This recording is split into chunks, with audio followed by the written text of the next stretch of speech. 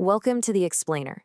Today, we're going to completely upend the way you look at dating, relationships, and just human connection in general. We're drawing our insights directly from a massive paradigm shift introduced by the psychoanalyst and philosopher Erich Fromm way back in his 1956 classic, The Art of Loving.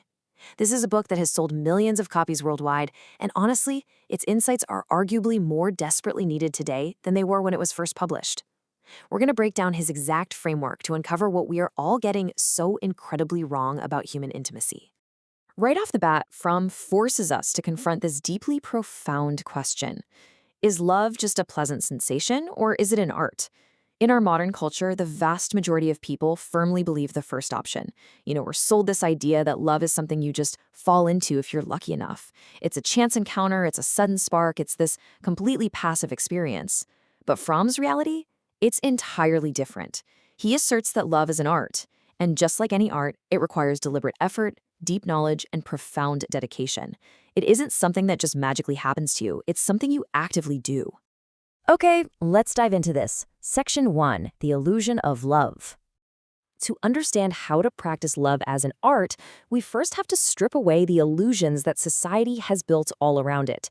Fromm offers this incredibly sharp critique of our modern romantic mindset, and it starts with a fundamental misunderstanding of what the problem actually is.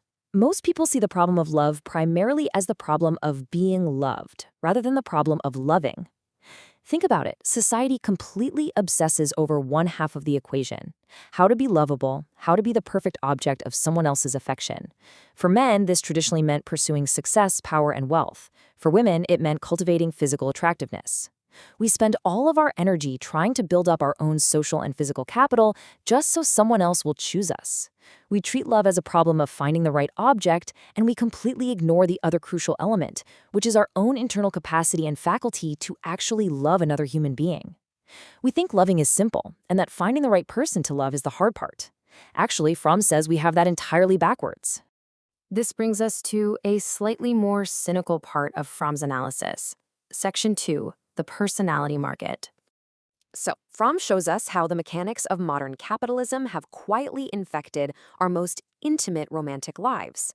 Historically, we literally package ourselves as human commodities on what Fromm calls the personality market.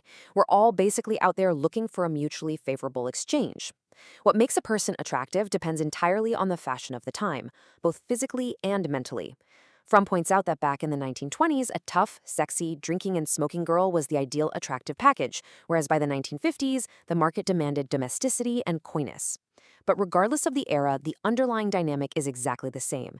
Two people fall in love when they feel they've found the best object available on the market, considering their own exchange values. It's a bargain.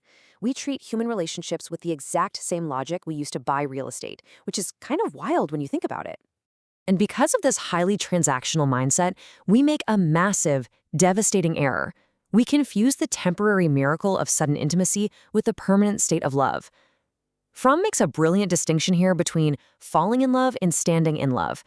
When two strangers let the wall between them break down and suddenly feel close, well, it is one of the most exhilarating experiences in life. This sudden intimacy is incredibly powerful, especially when it's sparked by physical and sexual attraction. But Fromm warns us that this type of love is by its very nature just not lasting. Because here comes the inevitable crash. If you rely solely on that initial infatuation, what happens when you actually get to know the person? As two people become really well acquainted, their intimacy loses its miraculous character. Their antagonisms, their disappointments, and their mutual boredom eventually kill whatever is left of that initial excitement.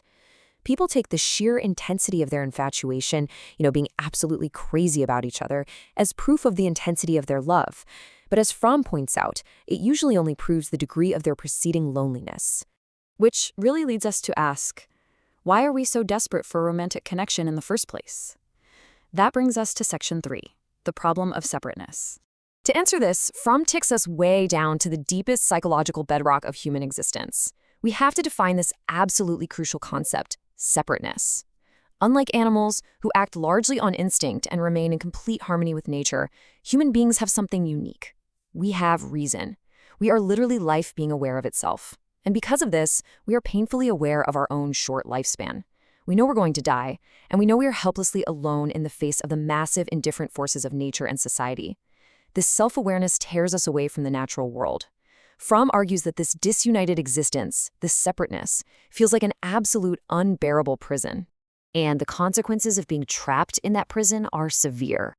The experience of separateness is the fundamental source of all human anxiety. To be separate means to be cut off, helpless, and completely unable to grasp the world actively. Fromm even points to the biblical story of Adam and Eve to illustrate this. After they ate from the tree of knowledge, they became self-aware, and the very first thing they felt was shame. They realized they were separate and naked. The awareness of human separation without reunion by love is the ultimate source of shame, guilt, and just really intense anxiety. Fromm summarizes this perfectly. The deepest need of man, then, is the need to overcome his separateness, to leave the prison of his aloneness.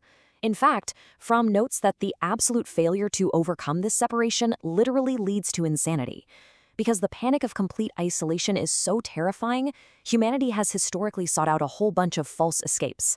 People try to lose their sense of separateness in orgiastic trances, through the use of drugs, or through just blind conformity to the herd. But these are temporary, destructive, or just hollow fixes. They do not solve the core problem. Let's move to and see how this builds. What is the rational answer to our human condition? Section 4, Mastering the Art. If false escapes in the whole personality market are doomed to fail, Fromm's ultimate radical solution is the active, deliberate practice of mature love. To really anchor this philosophical idea, Fromm includes this beautiful quote from Paracelsus right at the front of the book. "He who knows nothing loves nothing.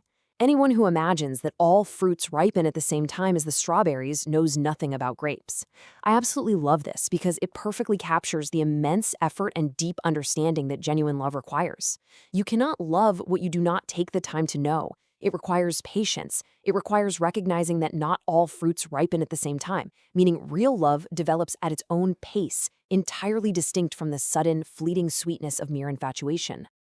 So how do we actually learn this art?